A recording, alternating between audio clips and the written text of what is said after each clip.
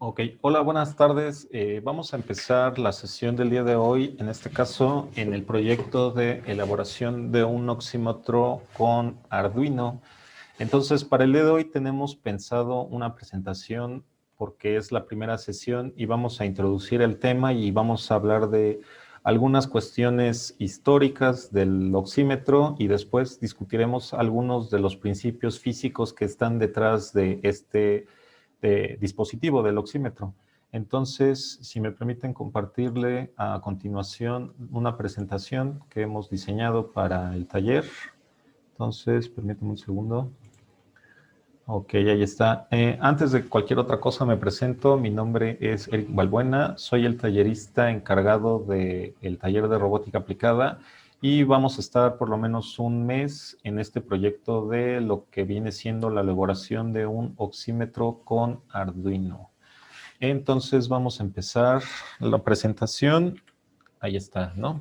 Entonces, lo primero que tenemos que ver es que el oxímetro pues tiene una historia y en este caso esta historia se remonta al siglo XVIII, siglo XIX. En el siglo XVIII, particularmente en el año de 1760, el científico Lambert es el que describe la primera, de manera matemática, que la intensidad luminosa que incide en un medio decae de manera exponencial dependiendo de la longitud que atraviese en el medio. Es decir, por ejemplo, en este dibujito que se ve en la presentación aparece una flecha que dice luz incidente. Esta luz incidente tiene una intensidad luminosa y si se dan cuenta, después de atravesar el cubo que está lleno de una sustancia, la luz es absorbida parcialmente en esta sustancia y se transmite, o la luz que llega a salir de ese recipiente es de una intensidad menor a la que entró. A este efecto se conoce como la ley de Lambert, al efecto de que la luz se va absorbiendo conforme va aumentando la longitud que atraviesa. Es decir, en una muestra más gruesa, la luz se absorbería más que en una muestra más delgada, ¿no? Intuitivamente, pues, es claro para todos, ¿verdad? Bueno, eso lo hizo Lambert en 1760. Después, en 1851, Beer, que es un físico, hizo esta misma descripción de esta ley, nada más que desde otro punto de vista, desde el punto de vista de la concentración del material que hay en la muestra, ¿no? Porque Lambert lo que hizo es que la intensidad luminosa se reduce si aumento el grosor, ¿no? Si aumento el espesor del vaso con agua turbia, por decirlo así, ¿no? Se reduce la intensidad luminosa conforme aumente el grosor del vaso. Y por otra parte, Beer nos dice que si yo enturbio más el agua, es decir, le agrego, por ejemplo, más partículas que la vuelvan más oscura, más concentrada, pues evidentemente la luz va a ser más absorbida en ese medio, es decir, va a salir mucho menos luz en agua turbia que en agua clara, ¿no? Entonces, como que esos dos conceptos los tenemos claros intuitivamente. Esta ecuación o estas dos leyes se conocen como la ley de Lambert-Beer o Beer-Lambert, como lo quieran decir, y se escribe matemáticamente con esta fórmula que aparece aquí, que me dice I, que viene siendo la intensidad incidente, va a ser igual, perdón, la intensidad transmitida, que es la I, esta I, va a ser igual a la intensidad incidente, que es la I0, multiplicada por la función exponencial, evaluada en una constante multiplicada por unos coeficientes de atenuación. La ley de Lambert me dice que la intensidad luminosa decae de manera exponencial. ¿Y de qué depende este decaimiento? De la longitud que recorra y de la concentración de la solución que haya en ese material, ¿no? Muy bien. Ahora, posteriormente a este Lambert, lo que pasó fue que en el siglo XIX también otro científico conocido como Stokes, que fue matemático, fue físico, hizo grandes aportaciones a las matemáticas, a la física, particularmente también estuvo experimentando en esto de la sangre. Stokes descubre que la sustancia que transporta el oxígeno es la sustancia que le da color a la sangre, en este caso es el pigmento rojo, y aparte se da cuenta de que la sangre oxigenada es más clara que la sangre no oxigenada. Eso lo descubrió Stokes de manera experimental. Es decir, la sangre oxigenada es roja y la sangre no oxigenada se ve oscura o púrpura, ¿no? Muy bien. Después, en 1864, el cirujano Hofseyler purifica este pigmento, el pigmento de la sangre, el pigmento que le da el color rojo a la sangre, y a este pigmento lo llama hemoglobina, que por cierto la hemoglobina se abrevia con HB. Es por eso que aquí en esta gráfica aparece HB, ¿no? Cada vez que veamos esta terminología o esta abreviación, perdón, HB, nos estaremos refiriendo a la hemoglobina. Muy bien. Posteriormente, en 1887, el químico Hofner estudia el espectro de absorción luminosa o lumínica de la hemoglobina oxigenada y no oxigenada. Continuamos con la presentación, ahí está. Y aquí vemos dos imágenes de dos muestras de sangre. Una sangre que es pobre en oxígeno, si se dan cuenta se ve oscura, y una sangre que es rica en oxígeno, que se ve más roja. ¿Ok? La luz roja, cuando atraviesa este medio, la sangre pobre en oxígeno, casi no logra atravesarlo. Sin embargo, cuando la luz roja pasa por la sangre rica de oxígeno, sí logra atravesar la sangre, sí se logra ver la luz de salida. Muy bien. Esto tiene que ver con el espectro de absorción de los colores en la sangre no oxigenada y oxigenada. Muy bien, ahí está. Posteriormente, en 1931, ya en el siglo XX, tenemos que el científico Nicolai investiga la cantidad espectrofotométrica que logra pasar a través de los tejidos humanos en vivo, o en latín que se dice in vivo. ¿Qué es lo que hizo este Nicolai? Agarró varias luces de distintos colores y las puso a atravesar tejidos humanos, por ejemplo, la palma de su mano, lo que vendría siendo la membrana que hay entre los dedos, es decir, esta telita de aquí, pasar luz en el pulgar, pasar luz en el lóbulo de la oreja. Si se dan cuenta, son tejidos delgados en los cuales logra atravesar la luz. Si ustedes alguna vez han jugado con una lámpara y la han agarrado con su mano, se han dado cuenta que los dedos se ven rojos, es decir, la luz logra atravesar la piel. Digamos que este Nicolai hizo esos experimentos para varios colores y midió la luz que lograba atravesarlos. Ese es el experimento que hizo en tejido vivo, en personas vivas, ¿no? Después, en 1934, otro científico, en este caso Kramer, hace mediciones precisas del nivel de saturación de oxígeno en la hemoglobina en una persona viva. Particularmente no lo hizo en personas, lo hizo en animales, pero lo que hizo fue que le sacó sangre a través de una arteria a un animal, esa sangre la condujo por un tubo, la colocó en un recipiente, que estos recipientes les dicen cuvettes, que en francés significa cubeta, tal cual. Nosotros le decimos recipientes. Entonces sacó la sangre del animal, la hizo pasar por un tubo, la colocó en un recipiente. A ese recipiente le hizo incidir una luz, la estuvo midiendo con un sensor del otro lado e hizo mediciones con sangre fluyendo en vivo del animal. Es decir, el animal estaba respirando, estaba vivo, mientras su sangre estaba fluyendo, pasando por el recipiente, y este Kramer lo que estaba haciendo era hacerle pasar distintos tipos de luz y ver cómo pasaban del otro lado a través de la sangre. Entonces, él hizo las primeras mediciones de la saturación de oxígeno a través de este procedimiento. Entonces, como que de alguna manera ya empezaba a visualizarse el oxímetro como tal. Posteriormente, durante la Segunda Guerra Mundial, que fue aproximadamente de 1939 a 1945, los ejércitos británicos y estadounidenses mostraron un gran interés en la oxigenación de sus pilotos. ¿Por qué? Porque conforme un piloto va adquiriendo altura, pues a mayor altura, menor oxígeno, y entonces llegaba el momento en que los pilotos llegaban a una altura tal que se desmayaban porque ya no tenían el oxígeno suficiente para estar conscientes. Entonces, a estos pilotos de combate se les monitoreaba a través de oxímetros de oído, un oxímetro que se colocaba en la fosa escafoidea de la oreja, que viene siendo este plieguecito, aquí aparece en el dibujito, este de aquí, se colocaba un oxímetro aquí.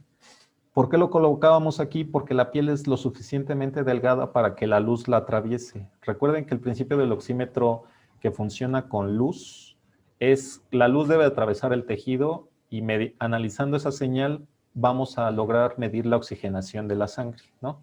Entonces lo colocaban aquí para que el piloto supiera cuando la oxigenación bajara de cierto porcentaje, perdón, el piloto pudiera accionar su máscara de oxígeno y no se desmayara en combate. Entonces, los británicos y los estadounidenses mostraron mucho interés en la oximetría por este hecho. Después de la Segunda Guerra Mundial, el área de la oximetría, la medición de la saturación del oxígeno, aumentó, ¿no? Gracias a la guerra. Muy bien. Bueno, continuemos. En 1940, Squire era un cirujano. El cirujano Squire hace pasar luz roja e infrarroja en la membrana interdigital de la mano. Él ya lo hizo de una manera experimental, Squire. Colocó su oxímetro en esta membrana. Nuevamente, ¿por qué escogimos esta membrana? Porque si le pasas una luz, logra atravesarla, ¿verdad? Muy bien. Y midió la oxigenación de la sangre, nada más que con un detalle. Él lo que hizo fue un dispositivo que mediante un globito o un aparato de presión apretaba esta membrana de tal manera que exprimía toda la sangre que estaba en los capilares de este tejido. Entonces dejaba la piel sin sangre. Y entonces cuando tenían la piel sin sangre, atravesó o hizo incidir una luz y vio cómo se veía esa intensidad. A esa intensidad le llamó la medición cero, es decir, es la medición que no tiene nada de sangre. Entonces, a esta medición voy a hacer que todas mis medidas tomen a esa medición como la medida cero, la medida que no tiene sangre. Esa es la aportación de este Squire a la oximetría. Posteriormente, en 1942, un fisiólogo que se llamaba Millikan acuña la palabra oxímetro. Esta palabra no existía antes y desarrolla el primer oxímetro de oído conocido como el oxímetro de Millikan, que fue uno de los oxímetros que se emplearon en la Segunda Guerra Mundial. Este individuo Millikan, este científico Millikan, lo fue perfeccionando y en 1942 llegó a, digamos que a su máxima perfección, su dispositivo. Posteriormente, otro fisiólogo, en 1948, de apellido Wood, perfecciona la idea del fisiólogo Millikan y le agrega un pequeño globito que hace la presión en la oreja, de tal manera que logra ese vacío de sangre y logra también obtener la medición cero, es decir, la medición donde únicamente hay tejido y no hay sangre. A esa medición le llamó cero y logró calibrar su oxímetro. Porque conforme vayamos avanzando en este proyecto, nos vamos a dar cuenta que uno de los problemas principales del oxímetro viene siendo la calibración. Y entonces, para estos desarrolladores del oxímetro, se les ocurrió la idea de tener la medición cero, donde es tejido, pero no tiene sangre. Y si se dan cuenta, aquí se ve el oxímetro de Wood, se ve el dispositivo que emite la luz, el receptor, los cables que mandan la información, y está colocada en la oreja de un paciente, ¿no? Es un dispositivo bastante incómodo, como se habrán dado cuenta, porque va sujetando a la oreja y aparte le ejerce una presión, ¿no? Habría que ver cuánta presión ejercía este tipo de oxímetros en el oído. Muy bien, bueno, continuemos. Posteriormente, en 1964, este científico Shaw diseña un oxímetro de oído que utiliza 8 longitudes de onda. Por cierto, aquí cada vez que mencionemos longitudes de onda, nos referimos a colores diferentes. Después, en esta sesión, vamos a ver cómo se relaciona la longitud de onda con el color, pero por lo pronto quiere decir que este científico Shaw desarrolló un oxímetro de 8 colores diferentes. Los oxímetros que que vamos a diseñar en este taller únicamente utiliza 2 colores, el rojo y el infrarrojo. Este científico Shaw desarrolló uno de 8 colores, rojo, verde, amarillo, azul, etcétera, etcétera, para medir distintas cantidades de oxigenación, o sea, medía la saturación de oxígeno, pero también medía otras concentraciones de otras sustancias que hay en la sangre. Eso se logra hacer a través de más colores, de más longitudes de onda. Nosotros, como nada más queremos medir la oxigenación, solamente requerimos de 2 colores. Si quisiéramos más información de lo que hay en la sangre, utilizaríamos más colores, ¿no?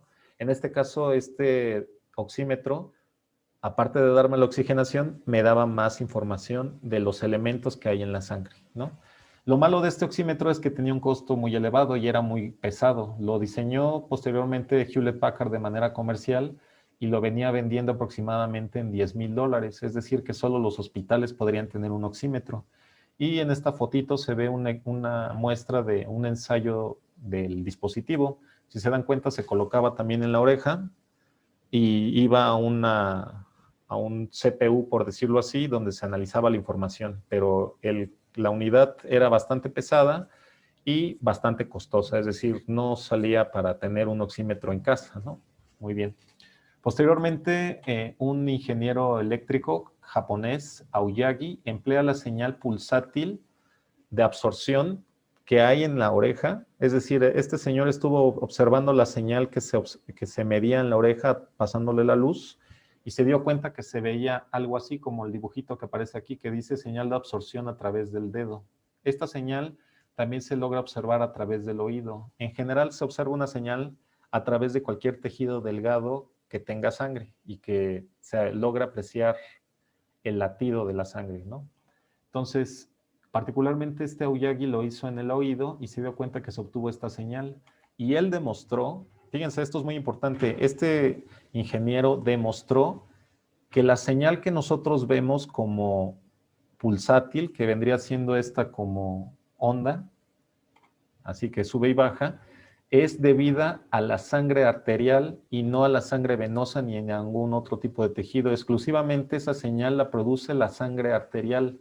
La sangre arterial es la sangre que trae el oxígeno, es decir, es la sangre oxigenada.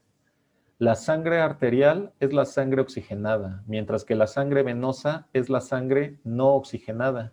Y es por eso que la sangre en las arterias es de color rojo y la sangre en las venas es de color púrpura, porque la sangre arterial es la oxigenada y la sangre venosa es la no oxigenada. Entonces, él se dio cuenta que la cantidad de luz que se lograba transmitir a través del oído, esa señal luminosa que generaba esta señal pulsátil, se debía únicamente a la sangre arterial. Es decir, la luz atravesaba el tejido, cartílago y todo lo que fuera, pero no me generaba ninguna señal pulsátil. Posteriormente, atravieso toda la sangre venosa, empiezo a atravesar la sangre arterial que siempre está, porque nuestras venas no se vacían por completo en cada latido. Siempre hay un umbral base de sangre, ¿no? Una cantidad eh, en las venas permanente. Y esa vendría siendo esta parte de la señal de transmisión. Y ya al final viene la que ocasiona el pulso, la que viene del corazón, de los latidos del corazón que viene por las arterias. Entonces este científico probó que esa señal se debe únicamente a la sangre oxigenada. Esto es muy importante porque esta es la base de nuestra medición. Si esto no fuera cierto, nuestro oxímetro que vamos a diseñar no tendría sentido. Es muy importante esta parte. La señal que observamos se debe a la sangre arterial, es decir, a la sangre oxigenada.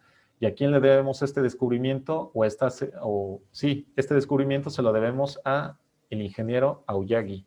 Y es por eso que podemos asegurar que la señal que observemos cuando hagamos el oxímetro se debe a la señal arterial. Muy bien.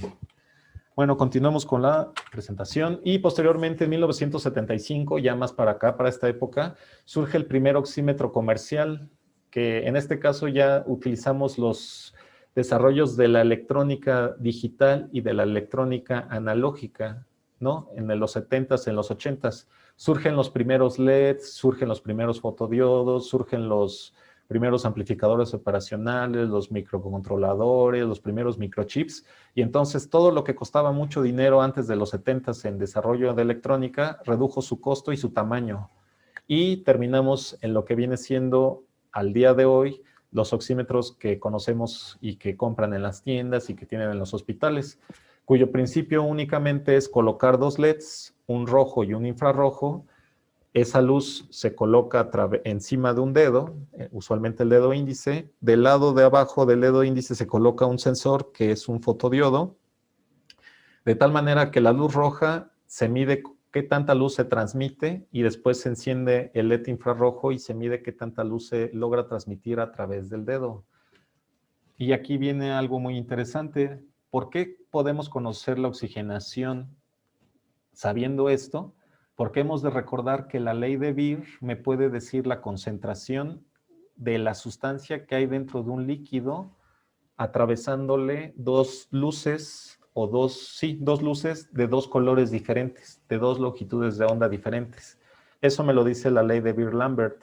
Y por otra parte, gracias al ingeniero Aoyagi, yo sé que la señal obtenida de esta manera es directamente relacionada con la sangre arterial, es decir, es la sangre oxigenada. Por lo tanto, combinando la ley de Beer y combinando el principio de Aoyagi, podemos llegar a que podemos medir la saturación de oxígeno únicamente viendo cómo atraviesa la luz roja y la luz infrarroja a un dedo. Eso fue básicamente la cúspide del oxímetro, ya cuando llegamos a este conocimiento, ¿no? Ya es por eso que en la actualidad, pues todos los oxímetros funcionan igual. Tienen dos LEDs de dos distintos colores, atraviesan un medio, que en este caso puede ser su dedo, podría ser su oreja, y miden qué tanta luz se transmite, ¿no? Y mediante ese análisis podemos obtener la oxigenación. Muy bien. Y después de esto viene la siguiente parte de la presentación. En esto, aquí vamos a recordar algunos de los conceptos importantes que hemos estado hablando. Por ejemplo, hemos estado hablando de luz, hemos estado hablando de espectro de absorción, espectro luminoso, etcétera, etcétera, etcétera. Y para comprender todos estos conceptos tenemos que ver algo de ondas. Y en este caso particularmente tenemos que ver qué es una onda. Entonces, como dicen en esta presentación, una onda es una perturbación de alguna propiedad física que podría ser presión, como el sonido, es una onda de presión, podría ser una variación en la densidad, podría ser una variación del campo eléctrico, etcétera, etcétera, que se propaga en el espacio. ¿Qué quiere decir? Que una onda es una perturbación que se propaga en el espacio. Ahí está. Siguiente, todas las ondas transportan energía, ¿no? Eso es un hecho. Ahora, las ondas se dividen en ondas mecánicas y en ondas electromagnéticas. Las ondas mecánicas requieren de un medio para transmitirse. Por ejemplo, el sonido. El sonido necesita el aire para transmitirse. Pero la luz es una onda electromagnética y las ondas electromagnéticas se pueden propagar en el vacío. Es decir, la luz no necesita de ningún material para propagarse en el vacío, se propaga a través del espacio. Por ejemplo, la luz del sol, ¿no? Están de acuerdo que llega del sol a la Tierra y no hay nada entre ellos dos, se propaga en el vacío. Entonces, las ondas electromagnéticas se propagan en el vacío y la luz es una onda electromagnética. ¿Por qué decimos esto? Porque si la luz es una onda electromagnética, quiere decir que la luz también transporta energía. Y lo que sucede realmente cuando un haz de luz incide en un medio, quiere decir que parte de esa energía es absorbida en el medio y después la energía que no es absorbida es liberada. Entonces, decir que la intensidad luminosa se absorbe en un medio es equivalente a decir que la energía se absorbe en un medio. Entonces, es por eso que manejamos este concepto. La luz es una onda y por lo tanto la intensidad luminosa vendría siendo también una energía. ¿Vale? Muy bien. Siguiente. Ahora, ¿qué es el espectro electromagnético? ¿Por qué les decimos espectro? ¿A qué nos referimos con eso del espectro electromagnético? Ya vimos que la luz es una onda electromagnética, pero hay luz de distintos colores. Y esa luz de distintos colores tiene que ver con la longitud de onda que tiene la onda. En este caso, por ejemplo, voy a repetir la diapositiva anterior. Esta letrita que dice lambda, que es esta como L griega, se conoce como lambda. Si se dan cuenta, señala desde una cresta a otra cresta. Esto se conoce como la longitud de onda. Esta longitud de onda se mide en unidades de distancia y dependiendo de esa longitud, es decir, si la onda es muy pequeña, o sea, muy rapidita, ciclos muy rápidos, o ciclos muy amplios, con base a esta longitud de onda se da el color de la luz o de la señal de la onda. Entonces, por ejemplo, aquí tenemos que la longitud de onda, por ejemplo, del color rojo, está aproximadamente en los 600, 700 nanómetros de longitud de onda. Sin embargo, la longitud de onda del color violeta está por los 400 nanómetros. Y también, si se dan cuenta, el infrarrojo, que es esta parte, después del rojo, en esta gráfica, está alrededor de los 1000 nanómetros de longitud de onda. Entonces, cada color tiene una longitud de onda específica, y es por eso que en la presentación hablamos de que cierto científico hizo incidir 2 longitudes de onda en la hemoglobina, y en ese momento les dije que eran 2 colores diferentes. Cada color tiene una única longitud de onda, ¿no? Entonces, por ejemplo, la longitud de onda del morado es 400 nanómetros, la longitud de onda del rojo es aproximadamente de 700, y así. Cada color, cada onda electromagnética tiene una longitud de onda específica, y con base a ella podemos definir un color, podemos definir su energía. Muy bien. Ahora, las ondas en general van a estar clasificadas o van a tener 4 elementos que las caracterizan. En este caso va a ser la amplitud, la longitud de onda, el periodo y la frecuencia. Muy bien. Por cierto, a esta gráfica de aquí se conoce como el espectro electromagnético, que es el espectro de todos los colores ordenados con base a la longitud de onda o a su energía, ¿no? Muy bien. Ahora, aquí tenemos el espectro de absorción. ¿Qué quiere decir este espectro de absorción? Que, por ejemplo, si se dan cuenta, aquí hay un eje donde aparecen 500, bueno, a ver, se los voy a mostrar más grande. Permítanme un segundo.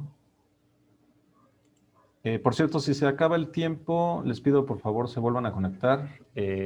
Después de esta presentación vamos a hablar del material y de algunas otras cuestiones técnicas del oxímetro. Entonces, permítanme un momento en lo que encuentro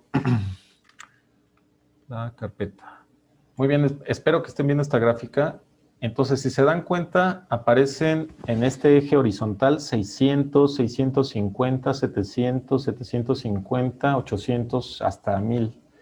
Y dice longitud de onda. Esto está relacionado con los colores, ¿no? Recuerden que los colores, el espectro electromagnético, se ordena con base a la longitud de onda, y con base a esta longitud de onda podemos determinar qué color es. Por ejemplo, la longitud de onda de la luz infrarroja está alrededor de los 940 nanómetros, es decir, está por aquí entre los 900 y 950.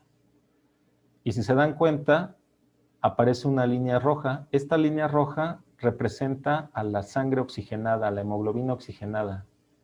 Entre más arriba esté, quiere decir que se absorbe más, es decir, pasa menos luz cuando atraviesa la sangre oxigenada.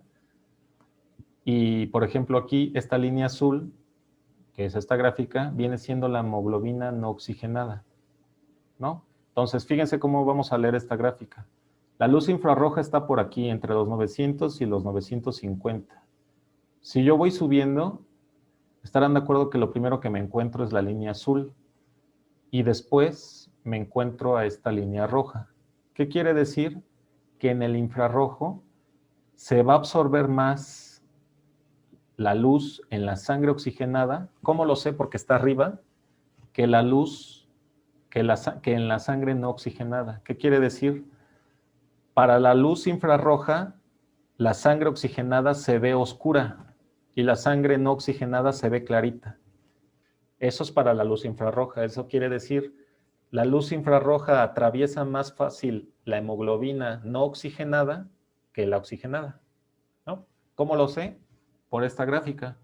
Porque el azul está antes del rojo, ¿no? En esta parte de la gráfica, de los 900 a los 950, primero encuentro el azul y después el rojo. ¿Qué quiere decir? Que la luz infrarroja se transmite más fácil en la sangre no oxigenada y no se transmite tan fácilmente en la sangre oxigenada. Muy bien. Ahora vayámonos a qué pasa con el color rojo. El color rojo está por esta parte, entre los 650 y los 700 nanómetros. Estamos en esta región ahora.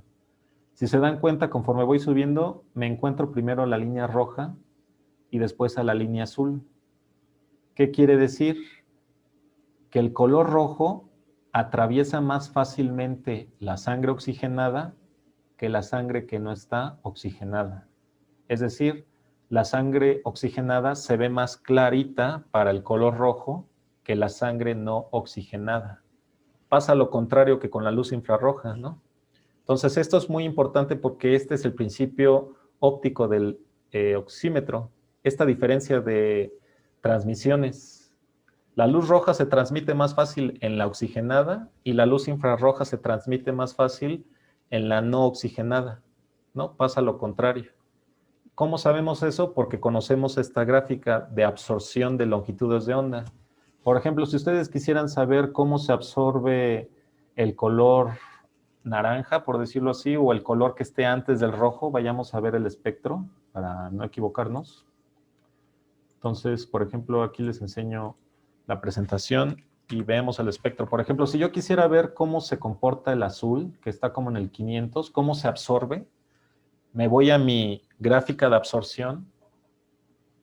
Recuerden que estamos en los 500, ¿no? Me voy a mi gráfica de absorción y busco el 500. Bueno, aquí no aparece. Vamos a poner al 600, que es el que está hasta aquí, ¿no? Vamos a ver qué color le corresponde. Buscaríamos al 600. ¿Están de acuerdo que el 600 es amarillo?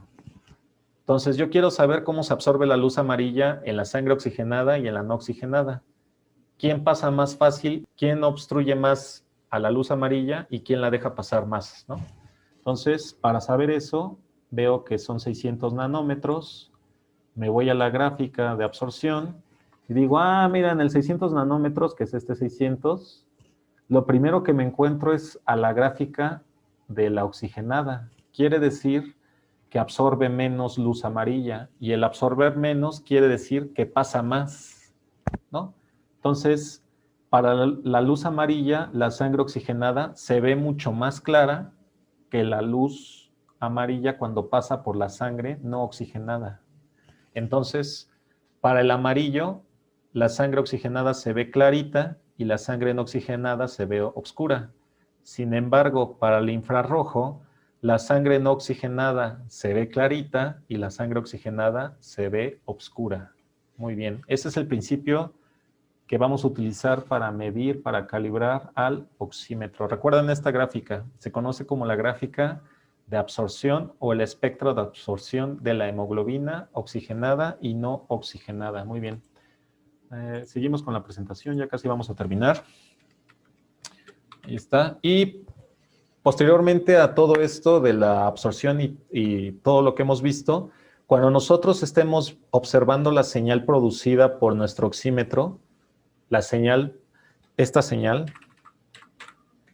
producida por esta variación de la sangre arterial, recordemos esta figurita, nos va a producir una señal de voltaje de este tipo, donde se vea subidas y bajadas, es decir, es una señal periódica. Esta señal se conoce como pletismografía y lo que nos dice son las diferencias de presión de acuerdo a los latidos del corazón, es decir, se aprecia la señal sistólica, que es cuando el corazón se aprieta y manda la sangre oxigenada al cuerpo, se conoce como sístole, y la diástole, que es cuando el corazón se relaja y permite el ingreso de sangre al corazón, es decir, hay una caída de presión en la sangre arterial porque la sangre entra al corazón, ¿no? A diferencia que cuando el corazón bombea al exterior.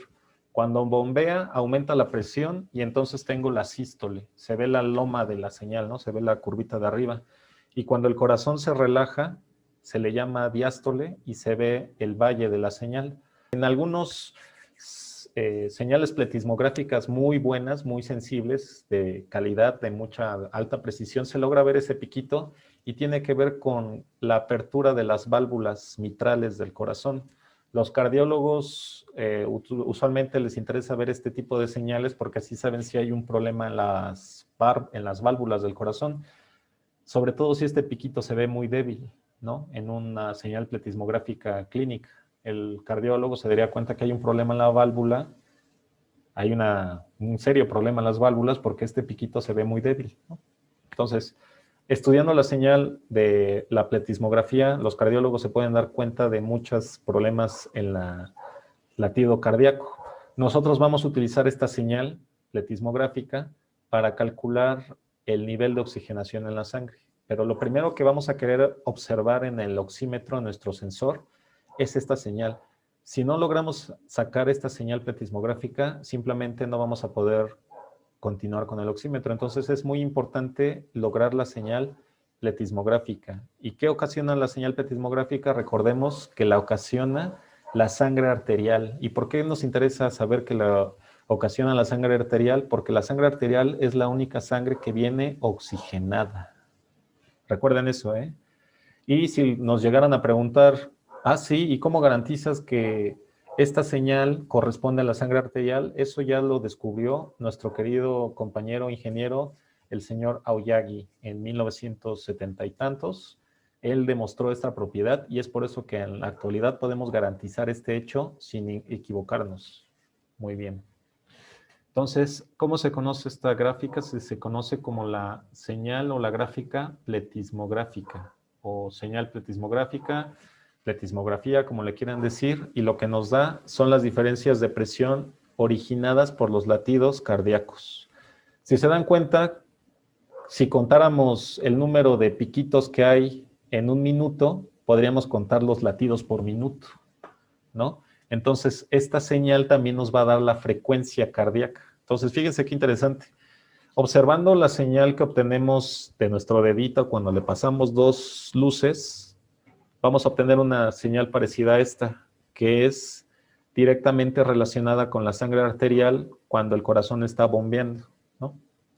Y con esta señal vamos a medir la oxigenación y aparte vamos a lograr medir la tasa de latidos cardíacos, ¿no? Lo que hace un oxímetro comercial, si se dan cuenta, mide saturación de oxígeno y aparte me da frecuencia cardíaca. Entonces, todo eso lo vamos a obtener con esta señal. Si no logramos obtener esta señal, no vamos a poder realizar el oxímetro. Entonces, lo primero que tenemos que lograr es esta señal. Eso sería lo principal. Muy bien, bueno, continuemos.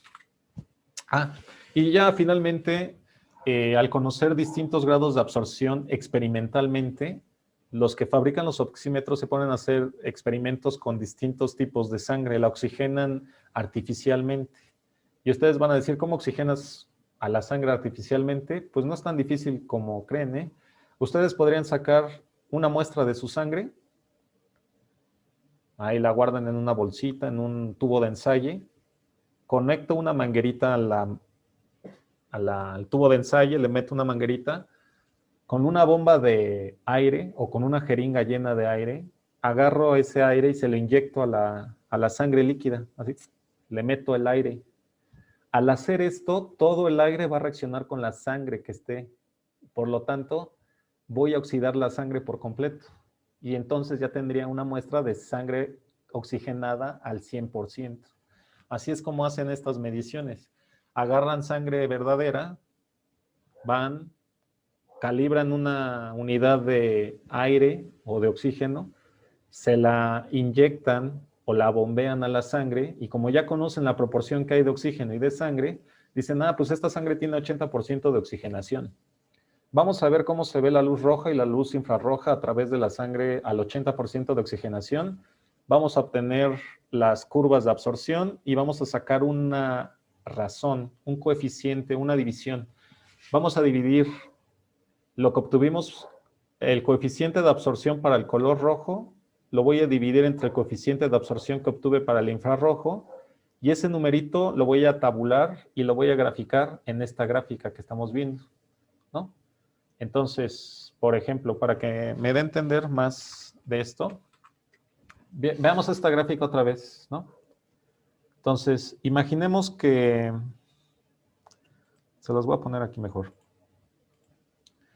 Imaginemos que para el 650 nanómetros, que es como un rojito, esta altura de la línea roja se encuentra en un 10, vamos a suponer, ¿no? Entonces recuerden, el 650 le asocio una altura de 10. Está aquí. A ver, permítanme, dejen ver si tengo una mejor gráfica donde se aprecie lo que les quiero indicar. Permítanme un segundito. A ver si la tengo. Creo que no. Bueno, sigamos con esta. Entonces, se las voy a mostrar con el pizarrón para que sea más fácil, mejor. Ahí está. Permítame un segundito en lo que se carga el pizarrón. Ahí está, se los comparto para que veamos esta parte. ¿Dónde está? ¿Dónde está? ¿Dónde está? Bueno, les voy a compartir. Aquí está ya. Ahí está. Entonces, espero que se esté viendo el pizarrón. Dejen quito esta imagen. Fue de la sesión pasada, del otro taller. Vamos a abrir esta de acá. Entonces, esta es otra gráfica de absorción. Se parece mucho a la que hicimos, ¿no? Hace ratito. Si se dan cuenta, esta línea de aquí es la curva roja. Esta de aquí. La que yo tengo en una gráfica en color rojo es esta. Es decir, esta línea es la sangre oxigenada, la hemoglobina oxigenada. Y esta línea azul es la sangre no oxigenada. Para que se parezca a la gráfica que tengo, ¿no? Ahí está. ¿No? Muy bien. Recordemos que nosotros utilizamos al color rojo. El color rojo está aquí. Este sería el color rojo. Ya habíamos visto que el color rojo se absorbe menos en la sangre oxigenada que en la no oxigenada. ¿Cómo lo sé? Porque me encuentro primero a esta línea y después a esta, ¿no? Entonces el rojo atraviesa más fácilmente la sangre oxigenada. Caso contrario con el infrarrojo, ¿no? En el infrarrojo lo que me encuentro primero es la curva no oxigenada. ¿Qué quiere decir? Que la luz infrarroja, que se encuentra aquí, infrarroja, pasa más fácilmente la sangre no oxigenada que la sangre oxigenada, ¿no? Entonces, ya habíamos explicado esta parte. Muy bien. Ahora, supongamos que este valor, por ejemplo, este puntito se encuentra en el 0.08, ¿no? Y este valor de aquí, por ejemplo,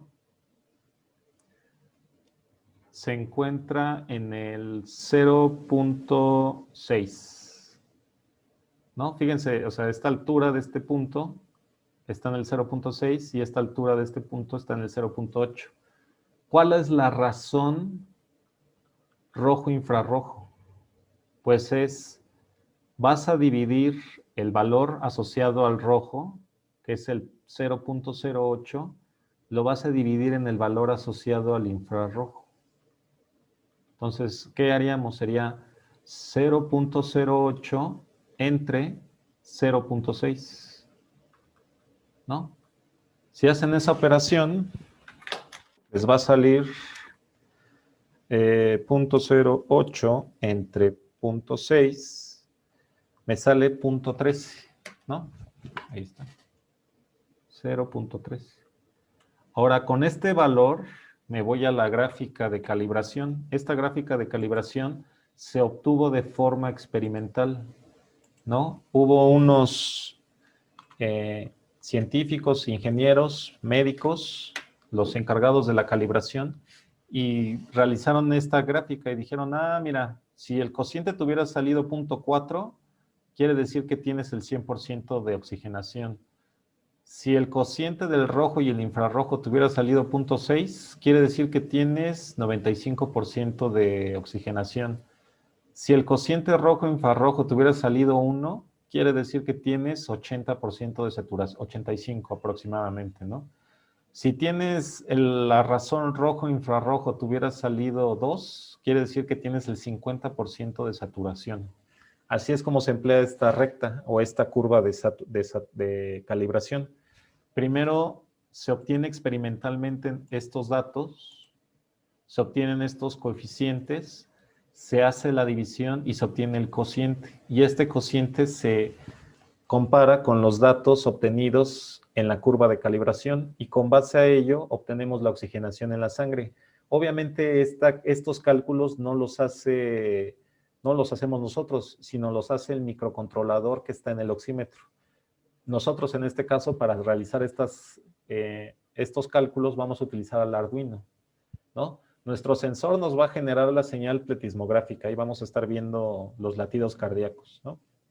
Y nuestro Arduino va a interpretar esa señal, va a calcular, va a hacer los cálculos internos y va a hacer este cociente para finalmente darme un valor con una recta de calibración. Entonces es lo que vamos a estar, es básicamente la explicación del oxímetro. El oxímetro lo que hace es hacer incidir dos luces de distinta longitud de onda, dos colores diferentes. Usualmente uno es rojo y el otro es infrarrojo. ¿Por qué utilizamos estas dos luces? Porque tienen distintos coeficientes de absorción, distinta transmisión, notoriamente diferente. Y entonces comparamos estos dos grados de absorción, estos dos coeficientes, y mediante esta relación que hay, este cociente rojo-infrarrojo, obtenemos ese numerito y ese numerito vamos y lo comparamos con una curva de calibración que ya se obtuvo experimentalmente. Y así es como le vamos a hacer para calibrar el oxímetro. Pero entonces aquí hay algo muy interesante que debemos de recordar y que espero que lo tengan presente en toda esta charla. ¿Qué es lo más importante que debemos de obtener o qué es lo importante que debemos recordar ahorita? Que nuestro oxímetro va a utilizar el rojo y el infrarrojo. ¿Por qué? Porque vamos a querer comparar estas dos unidades con esta gráfica de absorción. Vamos a querer obtener ahí una relación. Y aparte vamos a querer obtener esta señal. Esta señal es lo más importante del proyecto. Si no logramos obtener esta señal, el oxímetro nomás no va a funcionar. Y una vez que hayamos obtenido esta señal y con esta curva de calibración, vamos a poder obtener al oxímetro. Vamos a hacer funcionar a nuestro oxímetro. Y bueno, esta presentación aquí termina. Les dejo estas referencias. En el transcurso de la tarde vamos a habilitar el Classroom y les subiré esta presentación, así como el video de esta sesión para que lo puedan ver. Y también si gustan investigar un poco más de estos temas, en estos libros vienen mucho de lo que hemos hablado. En el primero, Design of Pulse Oximeters, viene la historia de los oxímetros, vienen fotos de los primeros oxímetros, los primeros diseños y cómo fue avanzando la ciencia en la oximetría. Posteriormente, en este de Pulse Oximetry de Elmoil, también vienen cosas muy parecidas. Y en el de Medical Instruments and Devices viene de manera muy breve la explicación de cómo funciona el oxímetro respecto al color rojo e infrarrojo, que es básicamente lo que vimos aquí.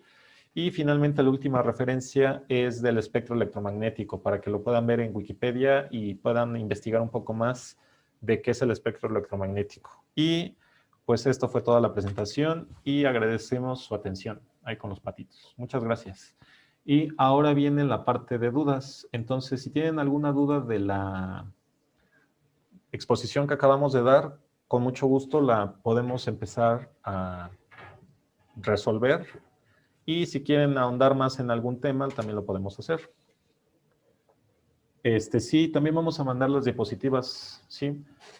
Las voy a subir al Classroom y se les darán accesos para que la puedan estar consultando. Es mucha información, ya lo sé, lo tratemos de hacer de una manera muy breve, con una presentación, pero bueno, lo teníamos que ver porque si no estaríamos hablando como a ciegas de un tema que pues no es que sea muy complicado, pero sí requiere un pequeño bagaje cultural para poder llegar de fondo a la idea del oxímetro, ¿no? Entonces, lo que tenemos que recordar es que el oxímetro funciona con dos longitudes de onda que logran atravesar el tejido y esas dos longitudes de onda nos generan la señal pletismográfica y con esa señal pletismográfica obtenemos la oxigenación y obtenemos la frecuencia cardíaca. Muy bien. Ahora sí vamos a hablar de los materiales, ¿verdad? Algo interesante del taller. Por cierto, los materiales no es que sean obligatorios o obligados para tomar el taller. Ustedes pueden tomar el taller sin los materiales. Quizás podemos realizar simulaciones en ciertos programas que también se los haré llegar. En el Tinkercad, que quizás algunos de ustedes conozcan, se podrá hacer el diseño del circuito, pero quizás no se pueda simular la señal pletismográfica, porque para eso necesitamos a un corazoncito y un dedito, y eso lo vamos a hacer en físico. Si no tenemos el material, pues no vamos a poder lograr ver esa señal y se estarán basando mucho en lo que esté haciendo desde este lado, ¿no? Entonces, espero que puedan conseguir este material, se los muestro. Permítanme un segundito. Y se los comparto. Aquí está, muy bien. Compartir, compartir, ahí está. Espero que se vea, le voy a hacer un zoom. Entonces, fíjense el material que vamos a solicitar. Sería una fuente de alimentación o un eliminador de 12 volts, que son los eliminadores como que vienen en los juguetes, son los más comunes de 12 volts. Así los piden en una tienda. La otra sería fabricar el eliminador, que tampoco es tan difícil, lo podemos hacer, ¿no? La bornera, capacitores electrolíticos. No se preocupen, esta lista se las haré llegar al Classroom también. Ahorita nada más vamos a ver básicamente los materiales para que los vayan teniendo presente. Van a ser capacitores electrolíticos, resistencias, reguladores de voltaje, y los interesantes de aquí son los amplificadores operacionales AD711KN. Estos son muy importantes porque son los que nos van a amplificar la señal del fotodiodo. Son de alta precisión y de bajo costo, es decir, son muy buenos, de mucha precisión, y se logra ver la señal muy bonita. Si ustedes tienen otros conocimientos en amplificadores operacionales y desean utilizar otros que ya tengan experiencia, adelante, no se los niego para nada, pero si no tienen experiencia en amplificadores operacionales, les recomiendo que adquieran estos porque son los más sencillos de utilizar en el sentido de que no generan tanto ruido a la hora de utilizarlos. Cuando veamos la señal se irán dando cuenta a lo que me refiero con el ruido y se darán cuenta que es un problemota en las señales. Bueno, capacitadores cerámicos. Otro importante es el fotodiodo BPW34. Este de aquí es nuestro sensor. Es el de donde obtenemos la señal, entonces es importante obtenerlo. 2 LEDs, un rojo y un infrarrojo, resistencias y la pantalla LCD, y obviamente un Arduino Uno, ¿no? Los demás materiales los pueden ir consultando en el Classroom que vamos a habilitar el día de hoy. Y para los alumnos que quieran hacer la placa PCB, que viene siendo, permítanme un segundo, algo como esto. A ver. Aquí tengo el proyecto del oxímetro. Nosotros vamos a querer, ustedes van a querer hacer algo parecido a esto, ¿no? En algún momento, a ver si se ve, ¿no? Una placa PCB con todo el circuito montado que ustedes van a diseñar. Lo van a hacer opcionalmente si es que tienen el material para hacer las placas. Se les darán las instrucciones y se les explicará de manera muy breve cómo hacer circuitos en placas, ¿no? Pero esta sería la idea de cómo queremos terminar el oxímetro. Muy bien. Entonces, les comento los materiales y se los enseño. Permítanme un segundo. Sobre todo los que son importantes. Entonces, les comparto esta pantalla ahora. Permítanme un segundito. Está aquí. Por ejemplo, nosotros vamos a querer utilizar el amplificador operacional AD711 y lo primero que se les va a pedir es que investiguen o que adquieran lo que viene siendo la hoja técnica de datos. Cada vez que ustedes utilicen un dispositivo electrónico, es recomendable que busquen en internet lo que es la hoja de datos. Por ejemplo, esta es la hoja de datos de nuestro amplificador operacional, ¿no? Vienen especificaciones técnicas que estudiaremos de manera breve para saber cómo utilizarlo. Nos vienen gráficas de longitud, intensidad, frecuencia, respuesta, temperatura, etcétera, etcétera. Veremos quizás algunas de ellas de manera muy rápida. Algunos diagramas de conexión, etcétera, ¿no? Entonces es importante investigar un poquito de los materiales. Este es el amplificador que vamos a utilizar, el AD711. También vamos a estar utilizando lo que venía siendo el fotodiodo, que también es el alma del oxímetro, que viene siendo este fotodiodo. Entonces, aquí se los enseño. Es un fotodiodo muy chiquito. Cuando ustedes lo tengan en físico se darán cuenta del tamaño del fotodiodo, es muy chiquitín. Aquí nos vienen sus medidas. Fíjense que mide 5.4 por 4.3 milímetros. Este cuadradito, ¿no? Muy bien. Si se dan cuenta, el fotodiodo, nosotros queremos medir longitudes de onda roja, 660 nanómetros, al infrarrojo, que vendría siendo 940 nanómetros. Si se dan cuenta, el rango de de percepción, de sensibilidad del fotodiodo, pues es de los 430 a los 1100. Quiere decir que la luz roja e infrarroja la detecta súper bien, porque están dentro de estos dos rangos, ¿no? De estas dos longitudes de onda. Bueno, estos serían parte de los materiales, los más importantes, el fotodiodo, el amplificador operacional y el Arduino, porque viene siendo nuestro cerebro, el que va a realizar las cuentas de nuestro oxímetro. Muy bien. Entonces, no sé si tengan alguna duda de lo que se vio hoy, compañeros.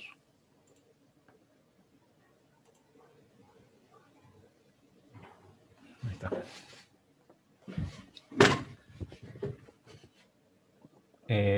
¿Tienen alguna duda de lo que vimos hoy, compañeros?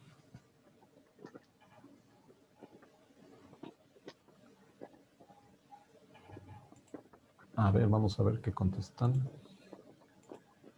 Dice, no, muchas gracias, gracias. Ok, excelente. Bueno, entonces, en este día sería lo que vimos, es una introducción.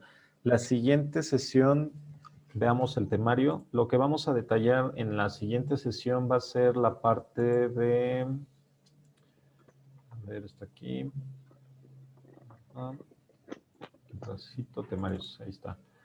Lo siguiente que vamos a ver en la siguiente sesión va a ser, ya no vamos a ver esta parte de la introducción, es decir, ya la vimos el día de hoy, pero lo que vamos a hacer va a ser continuar con el temario y lo que vamos a ver, déjenle comparto la pantalla,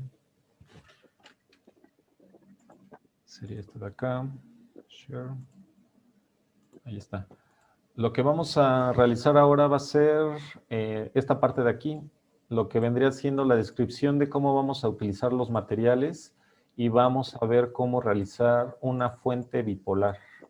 Entonces, para realizar la fuente bipolar vamos a utilizar lo que es un programa que se conoce como el programa Proteus.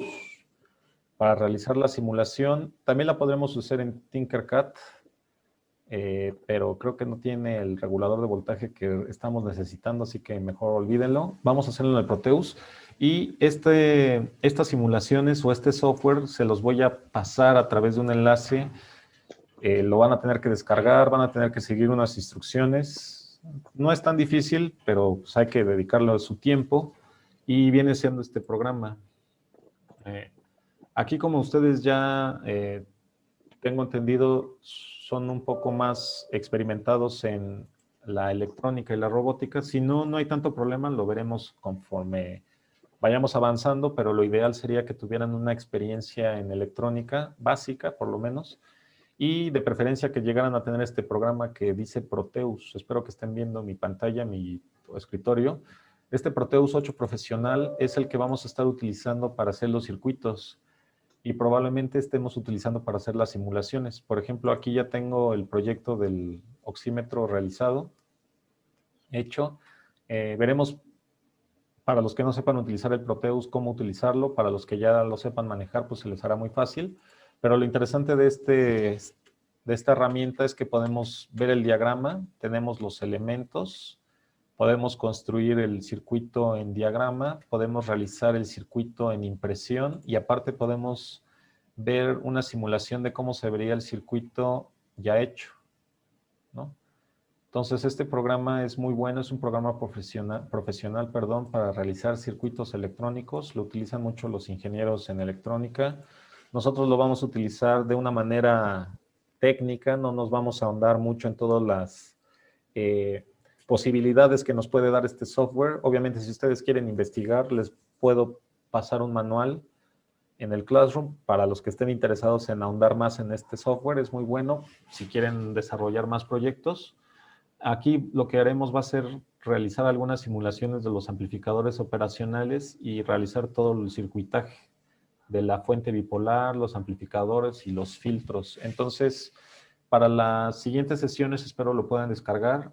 Se los voy a pasar el link en el Classroom junto con las instrucciones para descargarlo y... porque ahí hay unos truquitos, ¿no? Ya sabemos que pues son softwares de licencia y pues de alguna manera, quién sabe cómo, pero ustedes lo van a lograr obtener, ¿no? Así lo dejamos. Pero bueno, entonces este es el programa que vamos a utilizar. Se los voy a pasar en unos momentos en su Classroom. Por cierto, espero que les haya llegado el correo de la invitación. Les estoy mandando ahorita correo a todos los usuarios de los dos talleres porque no los tengo muy separados, pero ya el día de hoy los voy a separar por Classroom. Entonces les voy a dar los enlaces para que se agreguen al de su preferencia y vean los materiales que se les están dando para cada taller, ¿no? Ustedes en este caso estarían en el del oxímetro, ¿no? Entonces les voy a pasar este programa y la presentación y el video de la sesión de hoy en el Classroom. Y bueno, pues eso sería todo por el día de hoy. Si no les queda ninguna duda, me despido. Mi nombre es Eric Balbuena.